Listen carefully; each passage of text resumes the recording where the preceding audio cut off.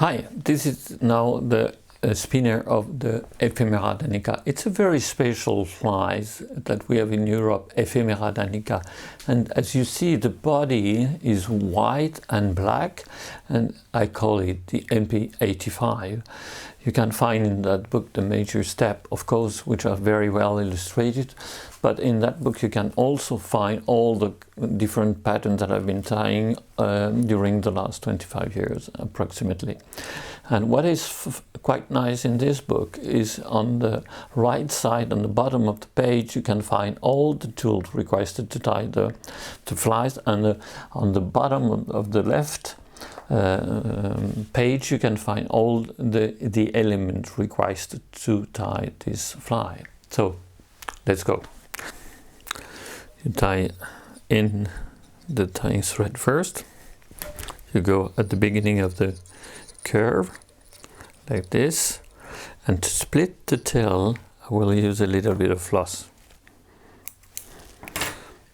So I put the floss right at the end of the straight part. I go one time under and then try to find very long barbs of the coq de Léon Pardo.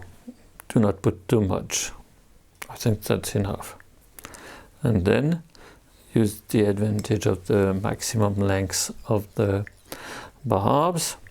You put it straight, and then you use your nail to split the fibers like this.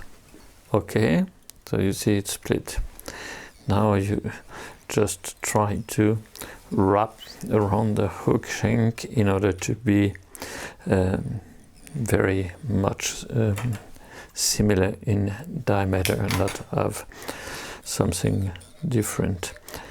As you see on the picture here, the specificity of that mayfly spinner is that there is a small tag at the far end which is kind of black. So I tie it with the CDC black or dark feather.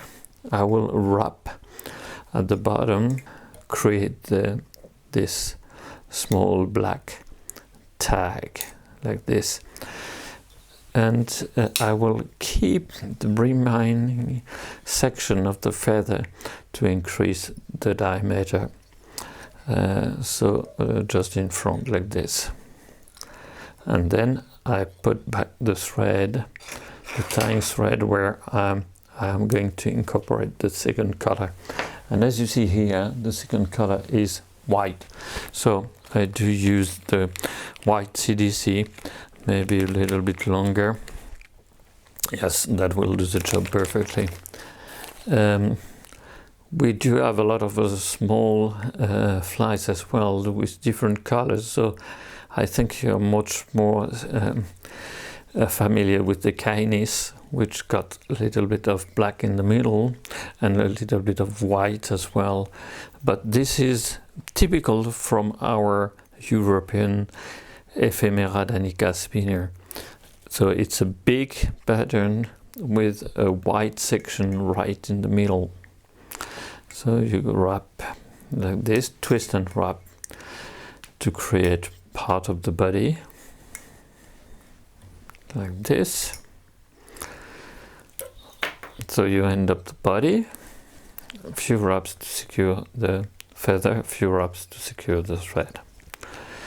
Now you cut the excess all around, and as you see there is a black section and a white section on the body itself. Now I'm going to use a little floss to split the wing, and as the wings are pretty much flat, I will use probably 6 of those fibers that I tie in the middle, and I return on the other side, so I have enough material to split the wing after. So do not hesitate to put that long enough, because it makes life much easier when you are going to use it.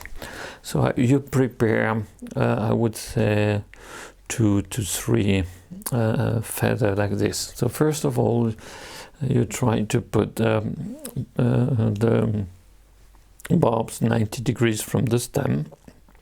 You remove the first section, which are not very good for tying with, and then you go on the other side to collect the barbs. So this is what I've done on the first feather. Try to do exactly the same on the second feather. It's not easy compared to what you're able to do with the magic tool, but we will see that later on the modern fly.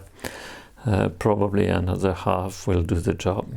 So I will remove that, which is too short, and then that and that. Okay, you collect everything together.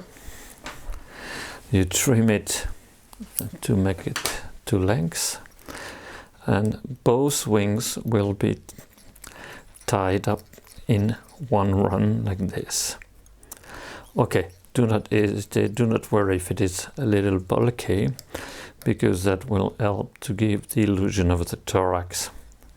So for the thorax I will use a last feather like this, tied on the side first, and then you use the hackle plier, CDC hackle plier, which allows you to grab the large section of the CDC, and you twist and wrap around the hook like this.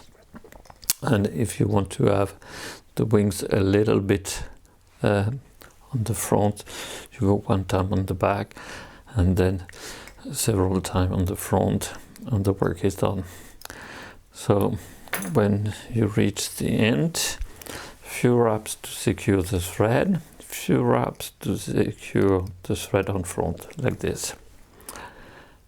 Trim it, and if it is the first time you make this fly, I do recommend to make a knot, a whip finish knot, just to secure your tying so far.